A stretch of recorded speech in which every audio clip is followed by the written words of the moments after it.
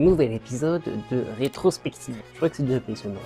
Nouveau short qui concerne un peu l'évolution du gameplay. Et cette fois-ci, je suis allé un peu plus loin que la Game Boy 89 et la NES 85. On va comparer du coup la dernière console sortie en date, c'est-à-dire la Switch 2, avec ce bébé. Alors, c'est pas la plus récente, pas le truc ici. Donc si je dis pas de conneries, c'est pas l'Atari 2600, celle que tout le monde connaît qui est sortie en 77, mais ça reste une Atari 2600. J'ai même le carton juste ici. J'ai le carton. Dites-vous que ce petit bébé là, il a une RAM de 128 octets. C'est rien. À titre de comparaison, ça, c'est plusieurs dizaines de gigaoctets, plusieurs centaines, je sais plus exactement, je bug un peu là-dessus. Vous voyez la différence. C'est la première vraie console à avoir touché le grand public.